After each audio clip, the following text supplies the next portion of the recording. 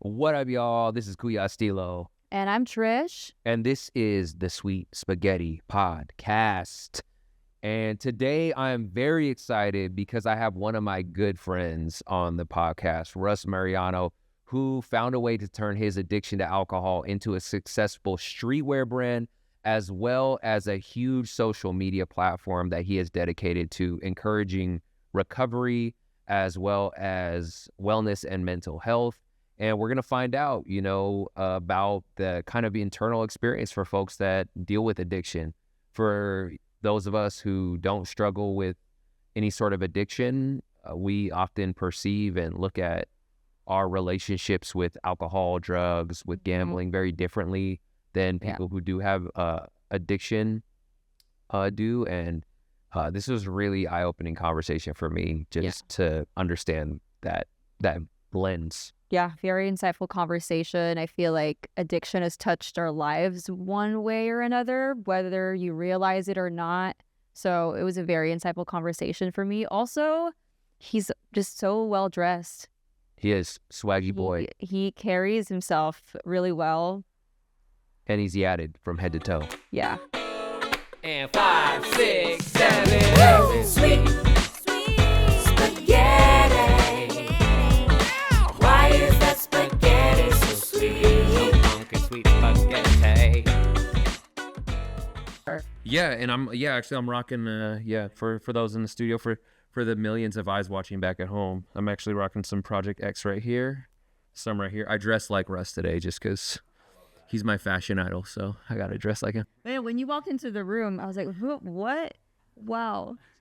I was this close to bringing my gold tooth grill that I have to just be ultra No, I think your crop for sure. I saw that and I was like, yes. You may have been the one to crop this, actually. Really? I also I paid the homage with the extra long belt to you I here love today that. as well. Oh, wait, how do you wear that? I can never. I don't have mine right now. I've got this vintage. But I belt can never on. get. It's got a short So strap. this is a Russ move. Yes, he wears long belts, but I can never get mine to fall and look as cool as yours do. You got to do the loop.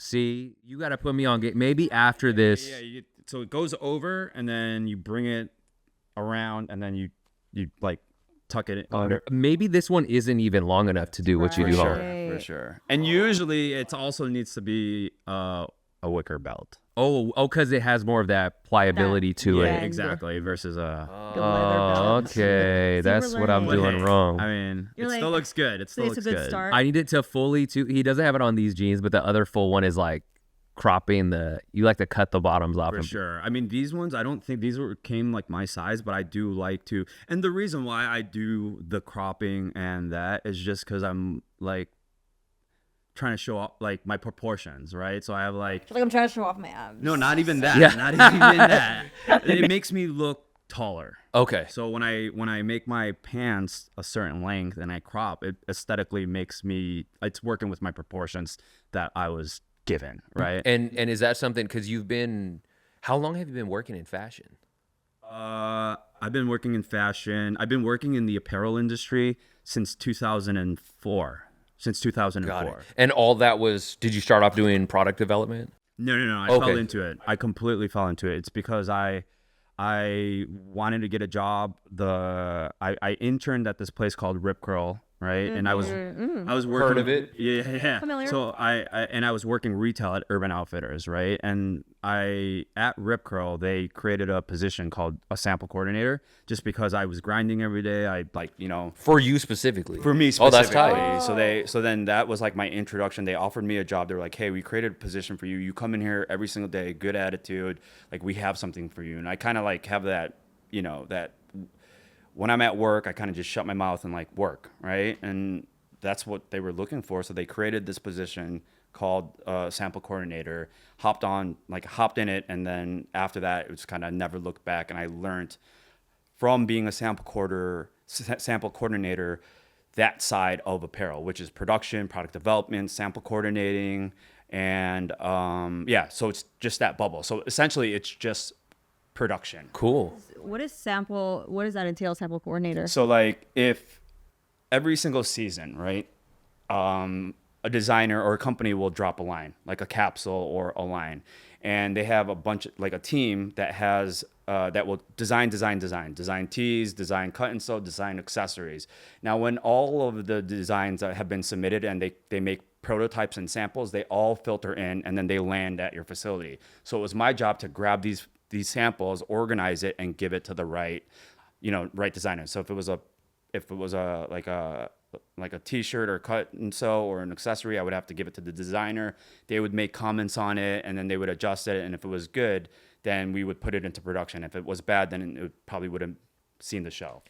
And a big part of product development also for clothing is also knowing like what manufacturer does, like, oh, this person will be good for like athleisure because they do a lot of like, I don't know, polyester, Under Armour type stuff. This one does sweaters or whatever. Yeah, like if you have a t-shirt that's just like that you want to just have a screen print, you wouldn't send it to the factory in China that only does like cut and sew or like wovens or flannels, right? You would specifically work with the right factory or the right, vendor to make the right product. Yeah. So man, I find all this so interesting because, I'm getting into creating my own stuff now, which also, just for folks out there, Lola's Prayers Estilo only happened because of Russ.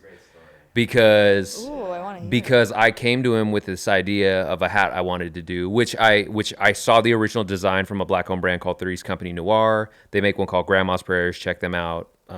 If you go on my Estilo page, you'll see I give them all their credit that they're due. But when I told Russ about the idea for the Lola's Prayers version of the hat, he was like, you got to do that. And, I was kind of like, I don't know, man. I don't know, like, really how to make hats. I don't know how to do all that. When was this? April? Sure. Yeah. May? This year, yeah. Oh, wow. It was a few months ago. Yeah, it all happened fast. It all happened fast.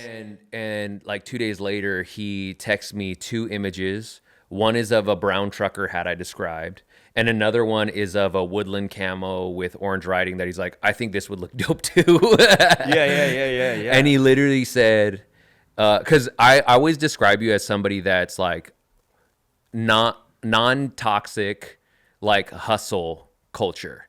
Like there's the toxic version of hustle culture, which is like burn yourself out. Russ is very much like, if you have a great idea, like please act on it. It's the only thing stopping you from like having that incredible idea play out in your favor. Yeah. And he basically made it impossible for me to say no. He was like, here's the designs. I have a production line that can I can snap my fingers and send you to my guy and they'll make it. And if you can't afford to float the money for the first drop, I will fund it and we can figure out how you pay me out in the back end. Yeah. So like, I really like Lola's Prayers Estilo. That chapter of my life is like, I gotta let everyone know that's because of you. So I appreciate you, man. Yeah. You were also, you allowed me to like help you. And that's like it's so crazy but that like what I go through in my head when I create, right, is of that. If I believe in a good idea, I become so hyper fixated on that idea and I see it. And then I just try to make it come to reality. So whatever, right when you told me that idea, I was like, dude, that's genius, especially for your following, for what you are, who you are as a person. You know what I mean? And like you wanting to put that out there, right? So as soon as you told me, I was just like, dude, I'm gonna help you do You this. literally made it, yeah. All you gotta do is so I like reached out to like, man, I was like, hey, mock this up and I'm gonna give it to you. And then sure enough, I was like, yo, these two, and then sure, we went through the whole exercise, but next thing I know, you're like, yo, this is it. And then, but for me, I just had to help you. There was like that drive to be like, you know what? I'm not going to stop until you make this Lola's Prayer. Yeah. And it happened really, really quick. It did, yeah. No. And then after that, I was like, yes. And that was just like me being of service to like one of my good friends, you know? Much appreciated, dude. Yeah, man. I owe you that one. And then now I'm like looking at you and I see how it's extended to Lola's Prayers. You got the hoodies, you got your drops, your websites coming. It's cool to see that. You know what I mean? To see it play out like that. And like, and for me, there's nothing better than just rooting for one of your homies being successful and like doing his thing and be like, yo, let's go. You believed in the idea, but more than that, you believed in him, it sounds like. Yeah, 100%. That's it. I believed in you. You know what I mean? And I think I was pushing you, and you know, the conversations that we had where you were like hesitant, and I was like, don't worry about it, bro. I got this. I'm gonna just do it for you. Yeah, he really came. He was like, it was like he thought of every excuse I could possibly make not to do it. And then one text message was like you're gonna have to work harder to come up with an excuse than to just say yes. Basically, that's how I felt. Yeah. And it was awesome, and it was just like I said, like just watching you now and where it's how you are marketing it. It all makes sense and it all fits, and it's very cool to see. Well, I appreciate that. You know, so for me, I think it was like a really great transition. For me, that is gonna be one of those pivotal moments where I'm always gonna think about a kind of a chapter or era of my life beginning. Even though we've known each other a long time, you've been through me, you know, through other eras and chapters that we experienced together. I think in a lot of ways, you're a big part of my healing journey. Like, you know what I mean? Like, so therefore, also making that lowest prayer is like, yo, you were there for me at those times when I needed you, right? And like, you know, to just have a brother, to just shoot the shit, to like laugh, to clown around, to get pizza, you know what I mean? And just like hang out. So I'm like, you know, that was also my ultimate way of being like, yo, you know, like I also got you. Yeah. You know what I mean? And it for me, it wrapped around full circle, and I think that was a blessing. I was like, yo, this is cool. Yeah. So for you, you know, some of that we went through together in your journey in those terms. For the audience who doesn't know, you have a brand called Project X Alliance. You yourself, you're in recovery from alcohol addiction. Your brand is very much focused on giving people a fashion forward option for celebrating their journey in recovery and their pride and their ability to, you know, take that step into a new version of themselves. You know, you've had break, it sounds like you're working with a brand now called Reborn, which also feels like an appropriate name. For you, in terms of your journey of recovery, and I'm sure this moment happened before, you know, you set the bottle down. For you, what do you think is one of the most pivotal moments you think of in terms of your epiphany that something had to change for yourself?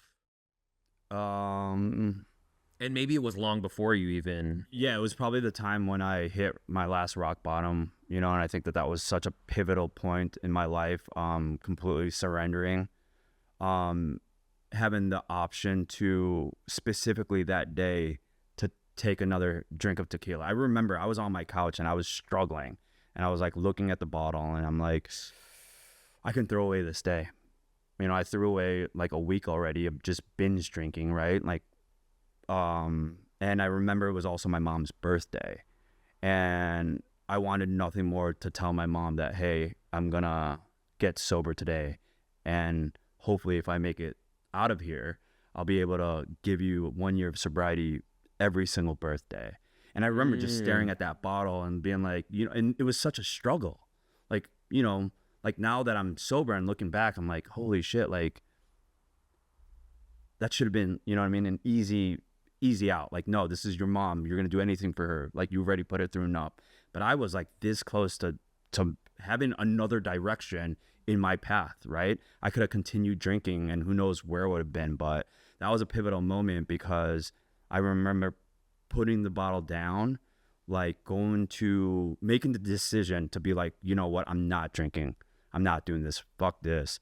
And I went to the sink and I remember pouring the bottle down, right? And then hearing it, because it was a full bottle, and hearing it go like duk duk duk duk duk duk duk, and watching it all like go down. Did the smell of it? Because I'd imagine like even smelling it, right? Probably had like a sense of like. It was like a whole, like it was just a trip, 100%, right? Of just smelling it, also I probably smelled like it already, considering the fact that like I had been drinking for 7 days, right? And then calling my mom and telling her that I'm gonna try, you know, but getting off the phone with her and just being on the floor, kind of like in a fetal position. And I remember I was like crying and I was praying and I was like, I don't want this life anymore. Like this is, you know.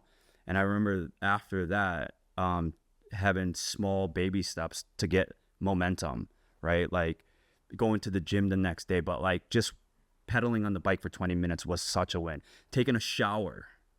I hadn't showered in like 5 days. You know what I mean? I hadn't brushed my teeth in like 5 days because I was in a relapse, right? I was really, really binge drinking and in a bad spot.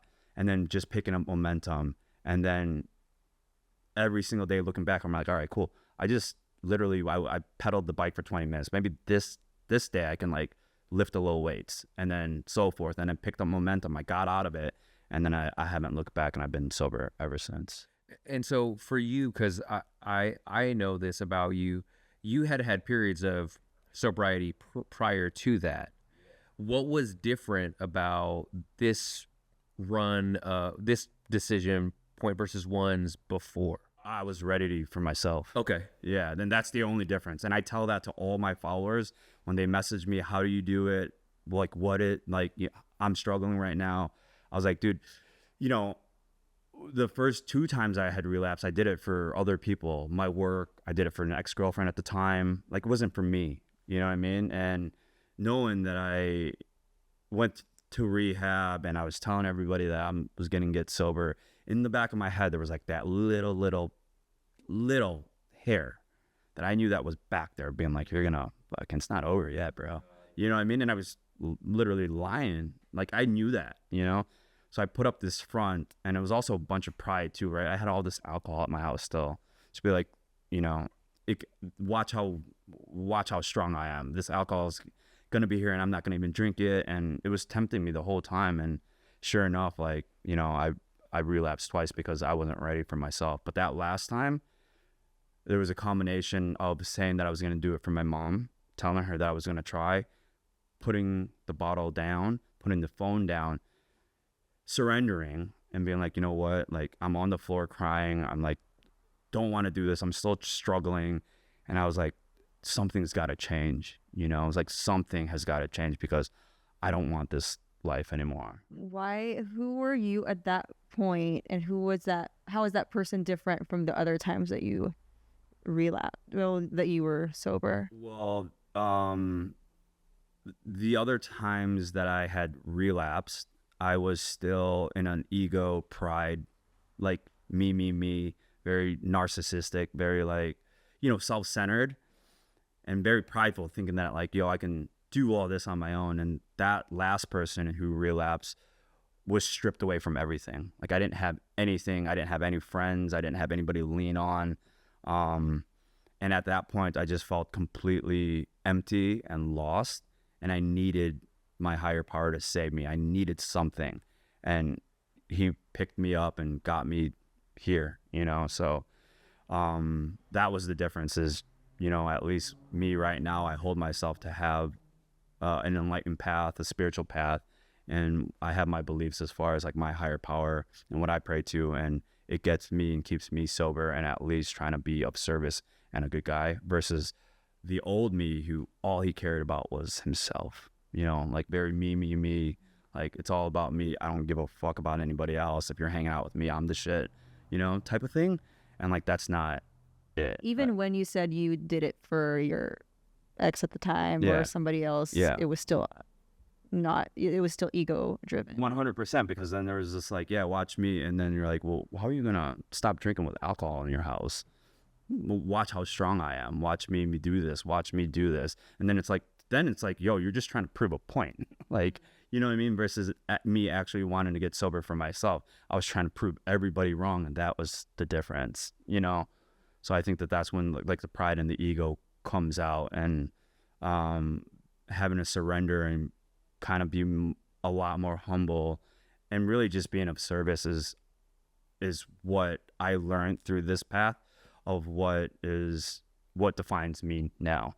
You know, and like, sure, I'm human. Like, I'll have days where I'm like, yo, you know, but more, you know, but at least I'm at least the trying is there, right? And like right now, like I had told you out there that I'm in therapy, and I'm really just trying to heal myself and be the best version that I can be. You know, to me and my girlfriend and to our unborn son. You know, which I just found out today. So congrats. Yeah. So on the pregnancy. Yeah, that's cool. Man, there's two directions I want to go with this. I'm going to go with this one first because I noticed recently, and we've talked about this, you dial back on social media a little bit. I think that's something all of us, right? We all have platforms, but it's not really discussed a lot of how it can be a really great experience to have be on social media and be doing things, but it can also be a very draining one. What was your process? Because it seems like you framed up, the types of habits you fall into with addiction and what behavior that's related to. For you, what prompted you to say, you know what, I think right now, even though I have this platform that's dedicated to a great thing, for me, I still need to step back a little bit and take care of myself. Like, what was that about? Yeah, just because, like I said, like, we're trying to have a family, right? And we're really just trying to, like, I'm trying to step into that chapter. And I think when I was putting out content before, I was still also trying to figure it out, right? I was like doing like get readies with me. I was doing we would go out and I would try to document the whole situation. And, it was cool. But after a while, I wasn't getting filled from like the content that I was putting out, right? It felt a little short, right? I wasn't proud of what I was doing. And in all honesty, is like I was also feeding like my like addiction, by like putting out this content, getting the dopamine hits and doing all the things, right? And like, so then I'm like putting out content right now. I'm like, all right, cool. I am helping people out and I'm trying to be of service to these people who need it, but there's still a little of me being like, yo, look at me, right? So, right.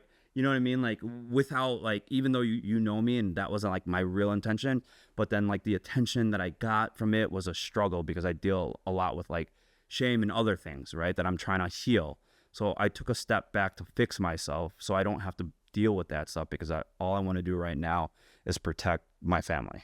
You know what I mean? And like step into this new chapter of being a dad and like not having to bring a newborn in with like, all these with having issues with myself, you know what I mean? So I'm like just trying to heal myself as much as I can. So then, when we do have this newborn, then I'd be as ready as possible.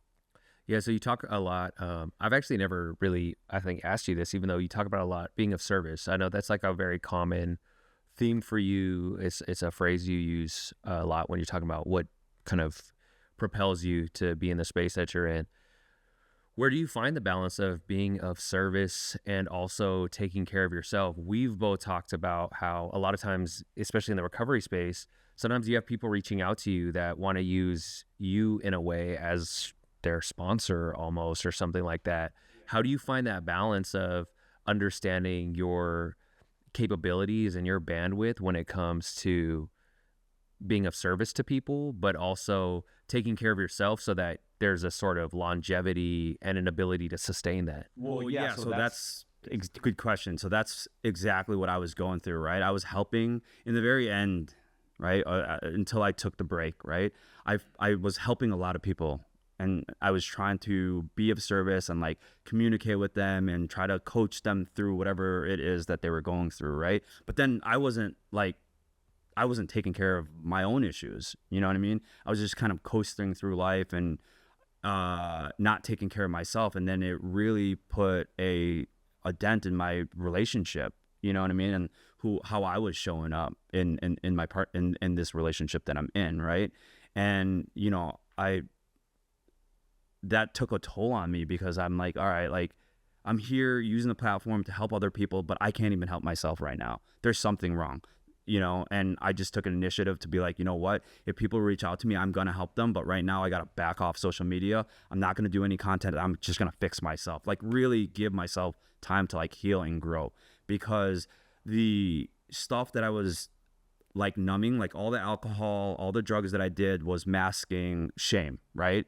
So with that, I quit drinking and doing the drugs, but then that like feeling of shame was just being now covered with whatever else I turned into addiction, whether it's fitness, Project X, making clothes, whatever I can like hyper fixate on. So I'm not thinking about that feeling, right? So that right there showcase that like I need to do the work within myself. So then when I return to social media, right, and do content, it's going to look a little different, but at least I can share my story now authentically for somebody who has practiced with at least healing themselves. And because I think people who get sober, who put the bottle down and put the drugs down, still have to deal with that internal battle, right? The center of the onion, which I like to call it, right?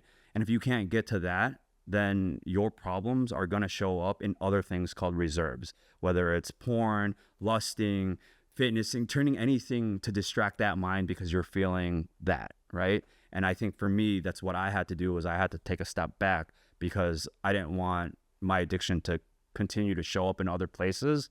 So I had to fix it. How do you distinguish fixating and kind of moving your addiction into something else versus Sorry, go ahead. versus being genuinely passionate about something? At what point can you tell the difference? Yeah, it's cause like I can tell. Good question. So like for me, I just know if there's no balance in it, then it's probably for me looking like an addiction, right? Or I'm channeling or changing whatever it is I am going to into something because I'm just like, yes, I can be passionate and I have a drive and I can create, but I do that to a point for me, which I'm like burning myself out, and then I'm burning myself out the next day and the next day because I'm super hyper fixated on that, right? But then my relationship and everything else around me, the balance part, that it suffers, right? And I don't know that, and thank God, like they're just coming along for the ride and they'll support me as much as they can, but then it becomes a me thing. You know what I mean? Like me, then again, pride. Oh, this is my one shot. Just come, I'm going to do this because I can do this. I can make the content. I can make this. I know what I'm doing. And then that's where it gets dicey because then it's like, cool, I am passionate about these things, but bro, you're overdoing it right now, man. You're burning yourself out and it's becoming a little bit more of an addiction now to fuel that pride and that ego than it is to actually really take a step back and be like, all right, I'm going to do this for the right reasons with balance and make sure that everyone around me is also taken care of in a good, healthy, platonic relationship, right? Versus everybody having to suffer to watch the Rush show. You know what I mean? Right. And like cut, like just whatever, just trust me. I know this. I know how to do this. I know how to make this content on my phone, engaging, relationship suffering, content. And then it becomes about that. So then that's when I realized that, holy shit, Project X Alliance, as much as it is a recovery and wellness sobriety brand, that became an addiction for me. You know what I'm saying? As far as like a reserve showing up, because instead of addressing what I was feeling, I was feeding it post, dopamine hit, engage. You know what I mean? And then it's like, you engage, bro. Yeah. So then it's like, I love collaborating with Russ because I knew he was going to respond to every comment. I didn't have to. So then it becomes work. Right? You were, so it's like insatiable beast. Yeah. Right. So then I have that in me where it's just like, it's very like automatic, turn it on, like work. That's just how I am with anything. You know, even at my job, you give me a task, I'll get it all done. Right.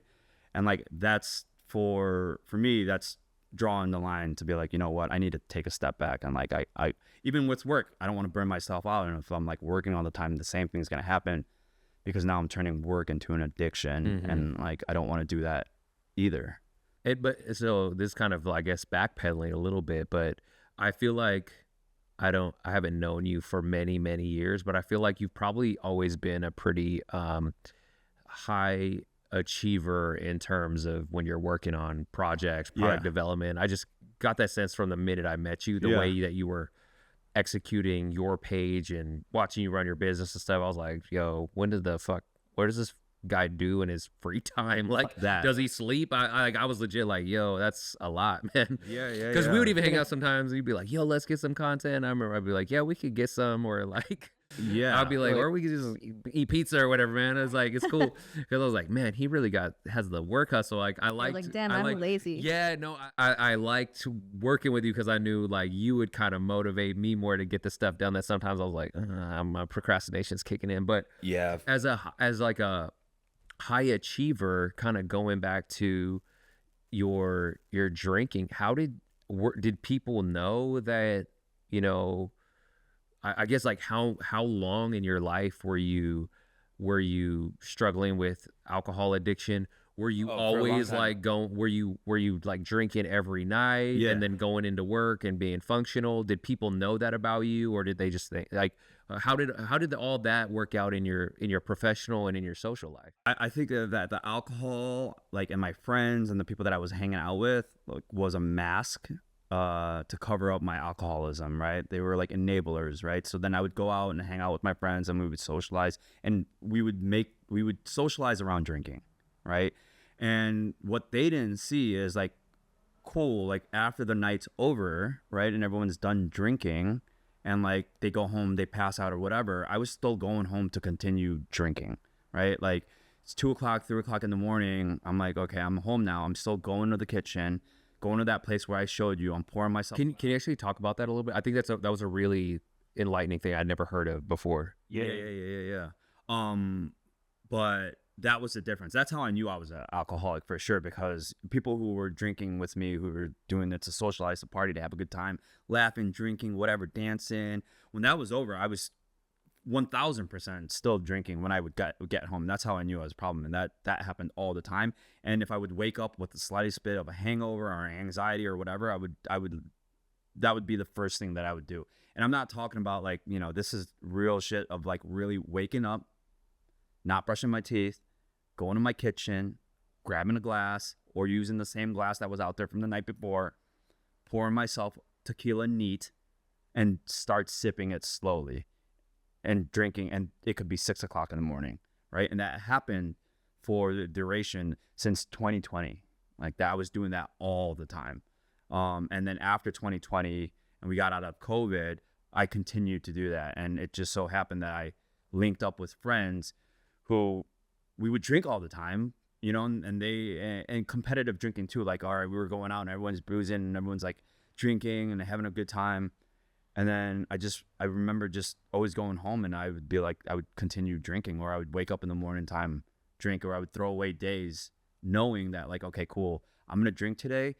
I'm throwing away today. I'm not doing anything today aside from drinking. And then that would, some days I would miss work like 3 days in a row and I was just binge drinking at home. Like, What would you tell them? yeah. Oh no, I would call them. They would just say that I'm sick, I have a fever, whatever.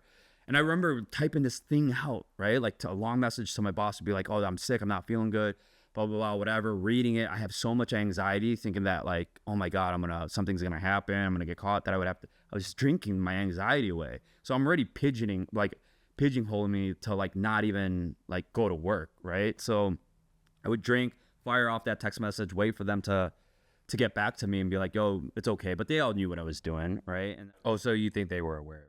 for sure. I mean, I would come back like, 3 days after a Friday, Saturday, Sunday, Monday, Tuesday, after like a 5-day binge, right? And bro, I'm smelling like alcohol, like no matter what, my cheeks, everything. You're just reeking like booze. If I'm taking a sip of like Red Bull or something caffeinated and my bottle's right there, like you could smell still like the booze coming off of my ketones coming out and stuff. 100%, and I just think that so everybody knew, and like my work at that time was super, they liked me because I was a really, really good hard worker, right? And I wasn't an asset to the team, but I was missing every single month. I would call off because I would hit a bench strength. So imagine that every 12 months in a year, every single month I'm missing 2-3 days because I'm sick, to like then looking back like I'm not reliable. Yeah. You know what I mean? Like in hindsight, that's a lot to be missing. That all adds up. And it's like, how many times are you going to be sick, bro? You know what I mean? Yeah. And can you speak a little bit on, I know it's your stool, but that was something I had never heard of before, because you said that's actually a common experience with I think you said like everybody that is alcoholic kind of has their stool. Can you go into that a little bit? Yeah. So I have I have a specific, it's a step stool, right? A step stool for my, it's a physical step stool that's that was from IKEA. It was a plastic step stool from IKEA. And I would use that step stool and it would sit in my kitchen, right? Against the wall of my kitchen, in between my sink and my like countertop, right? Island. It's like an island sink. and then behind it is like my oven, right? And then there was a wall. So I would have that step stool against the wall, and I would sit there and just drown my sorrows. I would sit there with a bottle. I would like, that would be my comforting go-to place. I wouldn't stand up and drink. I would sit at that specific stool. And for some reason, that world that I created of isolation, sitting down in that stool, having like, you know, them being like at this height, and then having like my island be here, and then like the my stove be over here, and just kind of like I'm in like a small isolation bubble, and I would just drown my sorrows. I would sit on that stool every single day, every single night. Oh yeah, that's where I would drink. That was my go-to drinking place. I would go home, fill myself a bottle, sit down, leave the bottle right on the ground, have my glass right there, and have my phone here. And no, well, that's just an alcohol. That's just like an alcoholic thing, you know? But yeah, I mean, at that time, I probably was just feeling a lot of insecurity, shame, all the things. I didn't want to be, you know, I guess at that point, I just didn't want to think, you know? So I drank a lot to just kind of shut it off, and then create like another world to just be like, all right, you know, I'm drunk and I'm intoxicated, and everything is a lot more quiet now than what was going on in my head. You know what I mean? And then I think that's why I chose to like sit there, is just because I didn't want to like face reality, take responsibilities, and like do all the things. And other people in recovery kind of report the same thing too, that they all had they their all have a chair. singular spot that they would go to to binge drink or to get. Exactly. It's like their like go-to spot where at their house where they, you know, they spend a lot of time. You have to think I spent a lot of time there. Yeah. Right? Just thinking no one's in my house. Have a beautiful place. Thank like you. if you go to his spot, you're gonna be like, yeah. I mean, jeez. Thank you. And the spot you picked was like really isolating it from the rest of my home. Yeah, which is that's really nice. But that spot is like a corner, like and it's like the space that I created, like you didn't see anything else, right? So I'm like, you know, I was kind of like in my hole, right? It was like, all right, now I'm crawling back into my hole, and I'm just gonna like sit in here, and I'm gonna drink the pain away, you know, of whatever else that I was feeling, and I'm just gonna sit here and numb because I didn't want to like think about anything. And do you think two things? Do you think your addiction is something that runs in your family, or two, do you think there's pieces of your past that lent themselves to this sort of turning to alcohol as a mechanism for coping? Yeah, I think that it's just pieces of my past for sure. I thought it was like, oh, because it runs in my family, but like my parents, my mom doesn't drink any alcohol. She's never had a sip of alcohol in her entire life. And my dad, he drank for sure, but socially, you know, he never had a problem. I grew up with nobody having a problem with alcohol. The only two people who have addiction problems in my family is one, and they're both, it's weird, they're both gambling. So my uncle, he's got a huge problem with gambling, and then my brother had a problem with gambling, and then there's me who had the alcohol. So that was also a tough thing to tell my family, to be like, hey, you know, I spent like a year in denial, being like, dude, are you an alcoholic? Nah. Are you? What is that? You know, do you consider yourself as alcohol? And then being like, bro, you're an alcoholic. No, you're not. Yeah, you're not. You know what I mean? And just doing that for a year. And then, this is the best part, is I would mark my bottles and be like, if you get down to here, you're an alcoholic, right? And I would get down to here, no problem. And I'd be like, I'll just start the line tomorrow, you know? And like, so right now I'm just in complete denial because I'm just, you know what I mean? Like I'm going around the some fact form that of restraint meant that it's not a problem because you could stop Look at like the in line control. or whatever. Yeah, right. That But meant then I it would wasn't pass an the issue. line all the time. So I really was already knowing that I was going to pass the line because I was an alcoholic. Okay. But that was probably one of the hardest things to do, to look myself in the mirror and be like, hey, you're an alcoholic. Because I did not want to associate as that, because I felt if you're going to associate with that, I deal with a lot of shame. That's the most shameful thing to be associated with in a Filipino, you know what I mean? In like how I grew up, right? With my parents, and like, no, I don't want to be that. And then I'm just going to let my parents down and everybody know because I'm an alcoholic and feeling all this shame. And, Yet alone, I was like, you know what, you're an alcoholic, dude. And then it got out of hand. Then I was like, you know, like I got sick. I mean, my pee was like brown, like I was coughing all the time. You know, I remember you telling me that you were sick, getting sick all the time. Sick. So I'm like, you know, and then also like anytime, you know, my immune system just sucked, right? And then, like I said, it's not cool to see your pee and it's browned. Yeah. You know, I'm like, all right, something is wrong. And that's when I got really, really scared. And I thought that I was going to have like a liver failure, or I was going to have to, and that really scared the shit out of me. But still, I like, 100%. You know, I mean, that knowing that didn't get me to stop. It was just like I didn't have anybody. It was not serving me anymore, because after I relapsed, right, I went like 7 months without drinking, and then I relapsed. So 7 months getting all this stuff out of your system. What happens is, like, you know, you're functioning in like good form now, right? But my mental was still how I used to drink. When those two worlds collided, oh my God, I got sick. I was like, I probably should have gone to a hospital to get pumped out, but I just stayed at home. I was vomiting everywhere. It was not because your body wasn't used to process. You're saying once you were healthy, your body wasn't used to processing my body was poison like that anymore. Exactly. They're like, what is this? But my mental was like just drinking, slamming all the tequila. And then as soon as it hit me, I got sick. It was kind of scary. And then after that, I was like, this ain't it. And then I continued to binge after the fact that I got sick, until I realized, like, yo, you've been doing this for 5 days, 6 days, whatever. This isn't, what are you doing? I do have a question about that, because you got to that point where you got sick, but before that, there was a middle point where you were in denial and you told yourself, no, I'm not an alcoholic. I feel like that, especially with alcohol versus drugs. So I grew up in the Philippines, and drugs is obviously, and being an alcoholic, addiction, but especially drugs, is very much stigmatized. But alcohol is such a big part of the Culture. Yeah. And so no one's really an alcoholic. Right. You just have relatives who drink a lot. Yeah.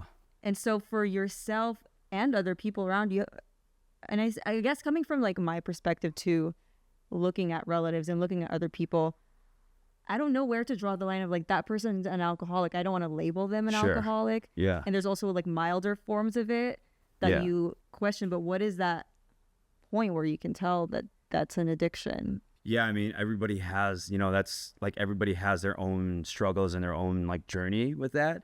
I personally, you know, can't tell on a social setting, because to me, it looks like everybody's just out there to have a good time. Right. But if you have that one friend who's constantly pushing, who's like, yo, let's go out and drink. And then you're just like seeing them drink, you know, all the time, then I would maybe label that as like, all right, like, you know, can we do something social without having it revolve around alcohol? I think that would be a good start for me to indicate if somebody has a problem, or if we're trying to go get coffee and somebody's like, yo, let's go get coffee, or let's hang out and like go grab a quick lunch. Are they trying to grab a drink during lunch? Or like, yo, I'm having my coffee and they're trying to get like, you know, a Truly's or something. You know, I'd be like, this might be a little much, but that's kind of like how I would look at it. But like I said, you know, I don't think anybody, when they were hanging out with me and we were drinking all the time, knew, because, you know, like I said, it only continued, my alcoholism continued when the doors closed. Yeah. You know what I mean? So no one knew that side of me, unless like one other person, you know, I slept over like a homie's house. He had a party and we were all up, and like, you know, my buddy was still up, right, hanging out with me, and we're having a good time and we're still drinking. Then we would pass out. I'd wake up and then I'd be like, oh, let's have another one in the morning and keep it going. Yeah. Sure enough, like he'd be like, yeah, why not? It's Sunday, cool. And he'll lightly drink with me, but then, you know, I would Uber home and then they would just keep continue. going. Yeah. So like, even like in that scenario, I wouldn't still like label him as an alcoholic. It just looked like he was still trying to have fun. Right. Yeah. But then behind closed doors usually is when the problem occurs, right? And like the issues occurs. So it's like, it's hard to tell in social functions, especially with our culture. Because I had a lot, growing up, they were playing mahjong, they were gambling, people were drinking Black Label this, Black Label, all the time Black Label bottles, right? But I wouldn't associate, you know, any of my like lolos or my titos who were drinking, getting lasing, drunk, you know? I wouldn't associate them with having like an addiction problem. I thought they were just like having a good time. Right. I think that's what makes it hard to tell, right? It's like there's, oh, I've had such a long week, let's all go get a drink. And then there's, you know, Yeah. I want to go get a drink, so I'm gonna say it's because I had a long week, finding those reasons.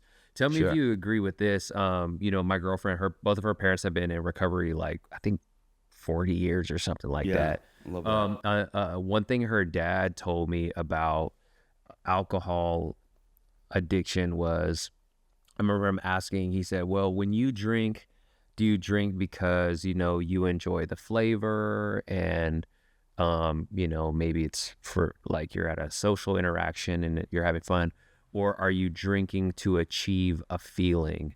And I remember him indicating like for a lot of the people in recovery he works with, for himself, the drinking was about achieving this feeling versus other reasons. It's always chasing a feeling. Yeah. Is it achieving a feeling or masking a feeling? Do you? Well, I think it's a I think combination. it depends. Yeah, I think it's a you're combination achieving of both, numbness right? or Like, whatever. Exactly, right? Like now that I look back at everything, I'm like, okay, cool. I can say that I was masking my internal feeling of what I didn't want to deal with, whatever emotion or whatever I was feeling, you know, shame, insecurity, whatever, right? I don't even feel that at all. So I would numb that, right? But then there's a point where you numb everything and you feel like euphoric, right? Or you're like, all right, cool. I like here because I don't have to think about anything and I'm in like a happy place, right? Let's push that. So now I'm chasing that. You know what I mean? So it's like a combination of both, because if I continue to chase this, right, and like drink half a bottle, then next thing I know, after a while, half a bottle is not doing anything for me. So I got to do a bottle, right? And then after a while, doing a bottle is not doing anything for me. I need more. So then I'm doing a bottle and doing the drugs that are in my cabinet. You know what I mean? And then it's like chasing, introduced to a little bit more than chasing that, right? All because I'm numbing what I didn't want to feel, right? Or having responsibilities in the world, being a functional, productive human in society. I didn't want to do those things on certain days. So then I would numb that and chase the feeling together, you know? Yeah. When did you feel, you know, you started Project X, which puts and started doing content around recovery, that puts you, you know, on the kind of on the public stage. Yeah. So much of addiction is about shame. I think inability to pursue recovery can be surrounded by shame as well, right? Because there's an admission you have to have, or even be open with people you know about what's going on. What point did you feel like you went from being in a place of shame to a place of acceptance? I don't know what to call it, but you felt like you were ready to acknowledge to people that you had to grow, where you had to, you know, I don't know if you went through a 12-step program, what you went through, but what was that a moment, or was it kind of a slow transition into releasing that shame you felt and being able to be very open and honest about what was happening? Yeah, it was a moment. Okay. This guy Rodeo, he was the first person to message me, saying that like, yo, man, I've been following you for a little bit. I'm so happy that I got in contact with you. And I'm struggling right now. So that moment right then and there, I was like, holy shit. Like I'm being used right now. Like this is crazy, right? I have the ability to help somebody. So I knew that obviously like Project X now, aside from me going out there, like, you know, putting a sweater on and being like, yo, this is 14 ounce, says recovery, this and that, trying to sell them on the recovery hoodie and the merch that I was making to advocate for sobriety. I knew right then and there, I was like, yo, the people actually need help now. So now I can be of service to like this guy. And then I knew the more that I told my story, because he related with me and the things that I do, the more that I can reach other people that are struggling through the same things that might not necessarily want to talk about it, right? Or open up about being vulnerable about the things that they're going through, or dealing with shame, or coming to admit that they're an alcoholic, or even struggling, right? People don't even want to talk about that, you know? So then I knew right then and there, I was like, when I got that first message, I was like, oh my God, like this is what it's about. This is what Project X is about. And then that's when I was like, you know what? It's not about me making these drops anymore and these clothing. It's about helping people, right? And like trying to really use my platform to like help somebody who's struggling, you know, with addiction. And until this day, I have like, you know, I have a homie right now who's relapsed like 4 or 5 times. He just messaged me, and every single time I tell him the same thing. Like he'll reach out to me and he'll be like, it's accountability thing now, right? Yo, man, I'm day one. I'm cool. I'll root you on for like whatever 4 or 5 days. Then he relapses, and then same thing. Then relapses, same thing.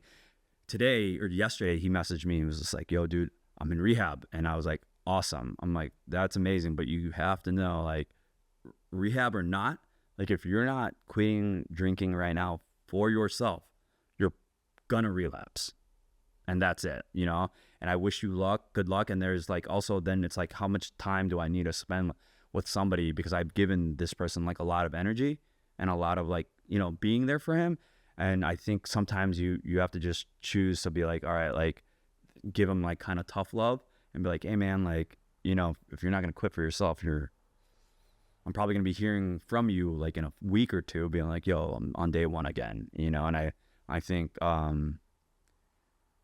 yeah, I think that's, you know, I get that all the time. And It feels like one of the tough things is doing it for yourself feels sort of like this elusive concept, right? I think it's a very, feels like a very abstract kind of concept. Like, what is doing it for yourself? Like, for somebody that's struggling, they're maybe saying, you know, hearing this and going like, well, how do I feel the feeling of doing it for myself?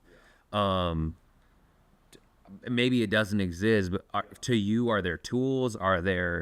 Is there something that helped frame for you an understanding of what doing it for yourself meant versus sort of an abstract that somebody who hasn't been able to accomplish yet maybe they haven't stumbled on that moment where there's the self-realization? Yeah, well, I just, you know, it's just really how honest are you going to be with yourself, right? If you're going to look in the mirror and like if you have all this noise being like, hey, you know, you have your big thing is like a significant other being like, hey, can you like quit? You know, it's jeopardizing our relationship. Sure, I'll put the alcohol down. I'm going to try to save our relationship. But deep down, they might not be ready to put down the alcohol because internally they're dealing with some shit that the relationship might not even know about. You know what I mean? So then it's like, cool, I'm gonna put the bottle down for now and then really try for us, because I'm gonna save this relationship. I want to be a better partner in this relationship. You know, and you can only do that for so long, right? But if you're not like really working on the stuff that you need to, right, minus your partner, then the shit's gonna show up regardless, and like you're gonna have that trigger to pull it to then drink again or to cover up whatever it is you're feeling with reserves, right? So I think it's really everybody is like different. It's a treating the symptom kind of thing. It's exactly. What does that sound like? Doing it for another person, what does that self-talk sound like versus doing it for yourself? Oh, doing it for another person is like, then pride kicks in and you're like, watch, I could do this for us. Watch, let's go 30 days. Let's do a 30-day challenge. And then I'm going to do that. Oh, let's do like a 75 hard and do like another challenge. Right.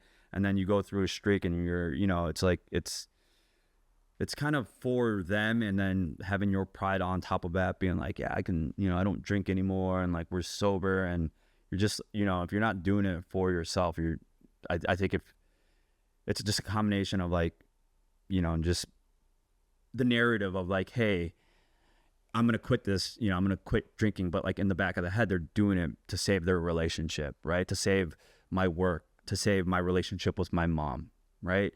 Those are indicators right then and there to be like, hey, you're already doing it for somebody else, right? You're not really doing it for yourself, because the thought of doing it for them and saving whatever relationship and building on top of them is like what you're envisioning, right? And trying to accomplish.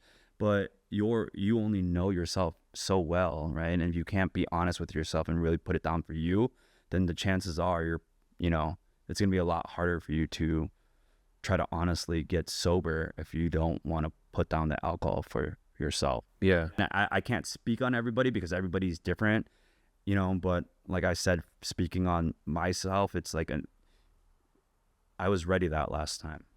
Yeah. And I think that was the only difference, that I did not want to live like this, and alcohol was serving me absolutely it was doing nothing for me aside from like, I looked around, I was like, there's nobody here.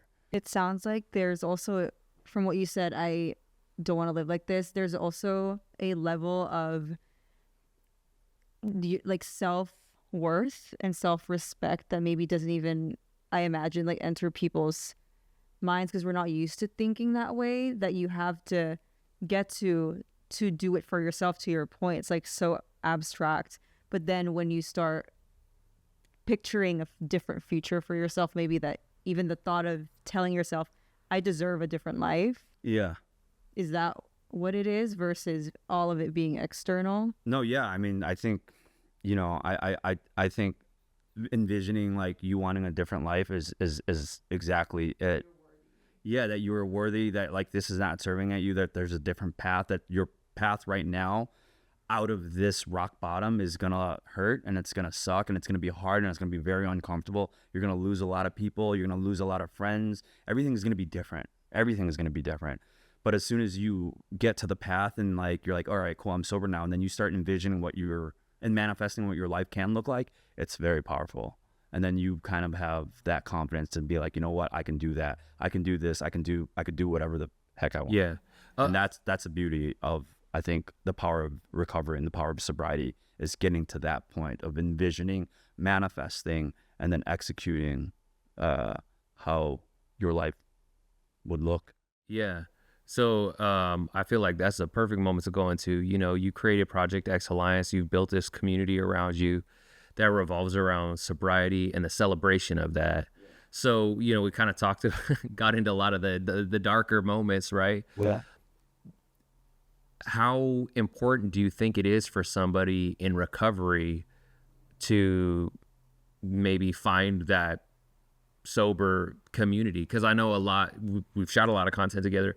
I know a lot of it was like, hey, I really love to show people that I'm out having fun, having a life, experiencing joy without alcohol being the mechanism for or the catalyst for that. How important do you think it is for folks that want to recover to find a community that celebrates? I know you've been to big events, you've been a guest speaker at big celebrations and sober recovery events. How important do you think that is for somebody to be a part of? Very. I mean, the stigma with alcohol or sobriety being boring or just like, you know, just negative. There's negative. It's boring. You're gonna have no friends. What are you gonna do? This sucks type of shit. Like, I wanted to break that. I wanted to, you know, and I wanted to show that like life after recovery and alcohol still looks the same, but it's more enjoyable now, you know, and nothing changed. Like, cool, maybe my friends changed, but like I'm actually cool. I'm actually a lot easier to deal with, and I'm a lot cooler now that I'm not on alcohol or having any substance like altering my mood or whatever, right? So when I go out, you're authentically just seeing me like vibe and dance and do my mechanics and be me. And I think it's a good thing to have, to be like, hey, once you're not triggered, it's all right to go outside and socialize and like be in bar scenarios where, you know, you can have people who are sober there drinking mocktails or drinking water or drinking whatever, right? Celsius. And then you can have like your people who occasionally like to socialize and drink, and to mix those two worlds and still have a good time and do the things, right? Like take the pictures. And also like now that I'm not drinking, like the photos like look better. I'm not like, you know what I mean? Like just, you have a lot more control, and it's a lot cooler now going out and showcasing that to people who, you know, the one thing in the very beginning, I was like, I don't want to get sober because who am I? Who's Russ without alcohol? Because Russ back then with alcohol is party Russ, right? Go out, we socialize, look at me, dance, have a good time, laughing a lot. But nothing's changed. Like, aside from the alcohol, I'm still exactly like that.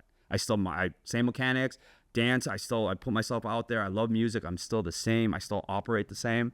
And it's like, but I'm like, I can drive myself home. I can commit to going out to more functions because I'm in control. And I wake up the next day and I'm not throwing away the day. And it's awesome. It's a blessing. It's like, cool. You know, I'm not waking up the next morning with a hangover to like, to binge drink and to just repeat that cycle. I can enjoy my Sunday and actually be of service and be present and be with the people that I love to be around instead of like, you know, the cycle of like not, right? Yeah, you probably like doubled your life basically by being sober, right? Because you're not throwing away weeks at a time of doing nothing. Yeah, I have more life, right? So it's cool, and I think it's very important for people to see, you know, that it's all right. You're in a safe space when you do go out and you're socialized at a bar, right? Or at a social group, like your friends having a party or a get together, and there's alcohol there, and like you're not there, right? To know that it's okay and you can go out and you can socialize, because you know, if you were drinking once before and you use that as an outlet, a social outlet, you're still gonna need that, right? You don't want to be isolated, right? Like when I go out and I hang out and we go out and we dance, my heart's so full, right? When we go out and we hang out and we take pictures, we make content, we dance, and we like laugh and vibe for a little bit. Like I'm like, that's awesome. I like now reflecting on those times and be like, oh man, like I live on that high, right? Like, dude, that was a good time. And then it makes me look forward to like the next time we hang out versus it being like a cycle of just Russ and his alcoholism. Yeah. Yeah. And, you know, just to kind of tie things up, I know you got a lot on the horizon now, especially probably by the time this airs, some of these things are going to be coming together. Why don't you tell us a little bit about how you're expanding Project X, your clothing brand that focuses on recovery, to an even bigger kind of operation that involves multiple brands focusing on that lifestyle? Well, I think right now, you know, I have to heal and I have to rebuild myself first, right? So I'm doing the internal work, and I've taken a step back off of the social media to just do the work within myself. And my next drop is called Rebuild. So I created a drop called Rebuild, right? And had a couple pieces. And I then thought like, yo, man, maybe you need to actually rebuild yourself before you tell this story versus going and tell this story on the outside and kind of like, you know, telling the story of rebuild, but like not really healing yourself and like kind of going through the motions of like, all right, cool, here's just another drop that says Rebuild or Project X Alliance, right? So I think, you know, in the future, I think when I drop Rebuild, it's going to be a lot more impactful because I'm going to have a real story and real experience to tell on top of me just trying to market and sell the brand, because I'm a living proof of what I've been rebuilding and everything that I am learning through my therapy and through healing and through self-care and through just rebuilding from the inside.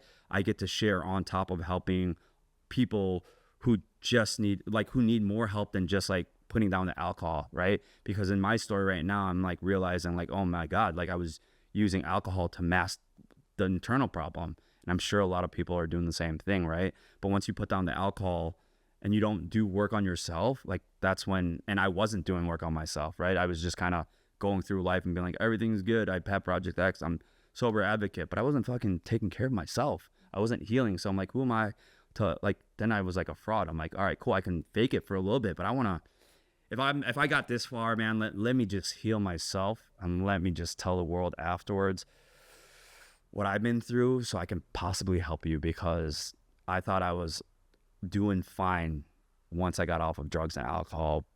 But after 2.5 years, when the real shame started showing up and the real problem, that middle core of the onion, that's when I was like, this is why people continue to do recovery. This is why people are always in meetings, because of this. And I have no tools right now to fix this. And the only thing I'm doing is lashing out at everybody and being ugly as fuck to the people that I love.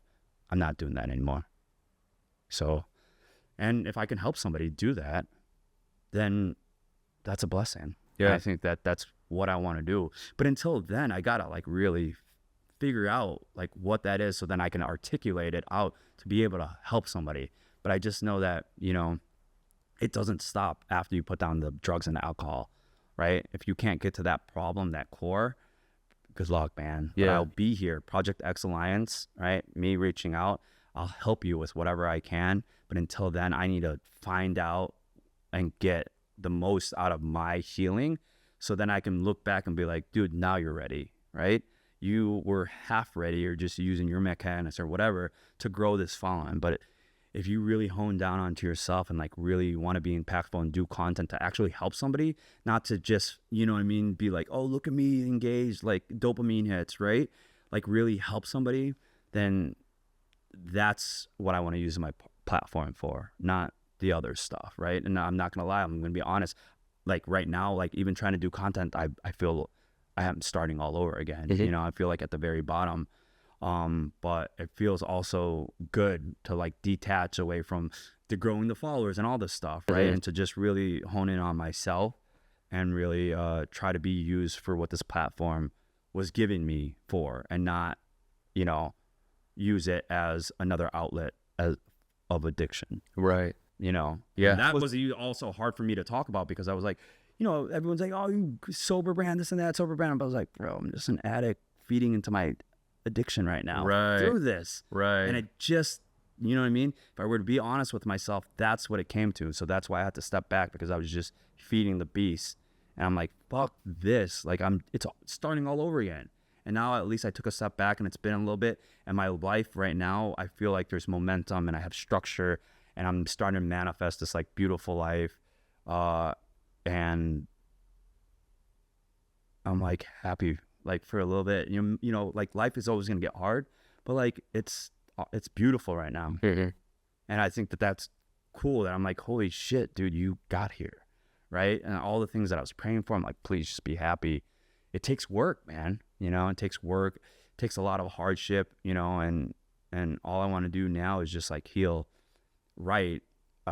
Be a good partner, and hopefully be a good dad, and just help people when I rebuild and put the content out there for what Project X was supposed to be. Because for a long time, especially in the end, I was just looping it to feed my addiction. And to be honest about that was like, you know, was tough to swallow. Right. You know, to detach away from that. And then I was like, oh my God, and feeling like, dude, you know, not that I let a lot of people down, but like, to be honest with you, that's what I did was, you know, Project X Alliance just became another form of addiction for me. So when I come back, I'm going to do it for the right reasons, and I'm going to put my head down and do the work.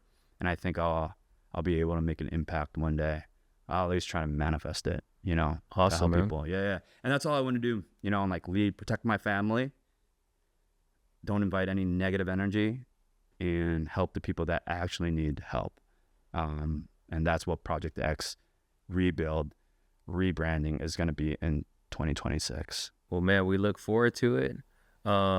In the meantime, thanks for coming on here, man. Being vulnerable, sharing yourself. I got to say, as a friend, thank you for all the things you've done for me, just as a friend. But more importantly, I think thank you for your page, and kind of showing that it's always a journey, right? Creating ourselves is always a journey. I think it inspires hope, and also provides a realistic expectation that it's really about the baby steps and about the small victories. So we appreciate you being on, man. Thank you guys for having me. This is awesome. 6, 7, 8, sweet spaghetti. Why is that spaghetti so sweet? Because it's sweet.